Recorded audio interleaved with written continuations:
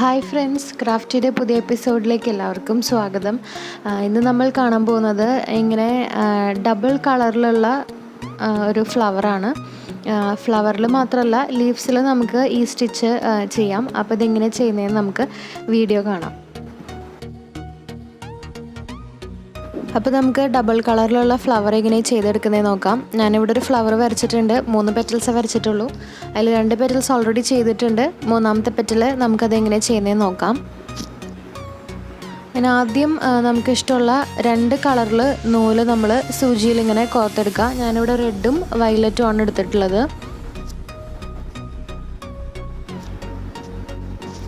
ഇനി ഇതിലാദ്യം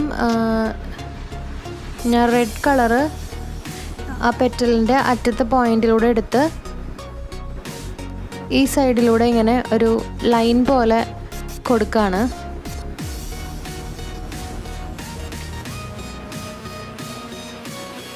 ഇനി നമ്മൾ അടുത്ത കളർ എടുക്കുക, വയലറ്റ്. ആ റെഡിൻ്റെ ലെഫ്റ്റിലൂടെ വേണം നമ്മൾ മുകളിലോട്ട് സൂചി എടുക്കാൻ. എന്നിട്ട് പെറ്റലിൻ്റെ അപ്പുറത്തെ സൈഡിൽ നമ്മൾ നേരത്തെ റെഡ് ചെയ്ത പോലെ തന്നെ ഒരു ചെറിയ ലൈൻ പോലെ ചെയ്തെടുക്കാം. ഇനി നമ്മൾ ഇതന്നെ കണ്ടിന്യൂ ചെയ്യാണ് ചെയ്യുന്നത്. വയലറ്റിൻ്റെ ഈ സൈഡിൽ നിന്ന് നമ്മളിങ്ങനെ റെഡ് എടുത്തു. എന്നിട്ട് ഇവിടെ ഇങ്ങനെ നമ്മളൊരു ലൈൻ പോലെ ആയിട്ട് ചെയ്തെടുത്തു. ഇനി റെഡിൻ്റെ ഈ സൈഡിലൂടെ നമ്മൾ വയലറ്റ് എടുത്ത് അപ്പുറത്തെ സൈഡിൽ നേരത്തെ ചെയ്തതുപോലെ തന്നെ വയലറ്റ് കൊണ്ടൊരു ലൈൻ പോലെ കൊടുത്തു. ഇത് നമ്മളിങ്ങനെ റിപ്പീറ്റ് ചെയ്ത് പോയാൽ നമുക്ക് ഡബിൾ കളറിലുള്ള ആ ഒരു പെറ്റൽ കംപ്ലീറ്റ് ചെയ്തെടുക്കാൻ പറ്റും.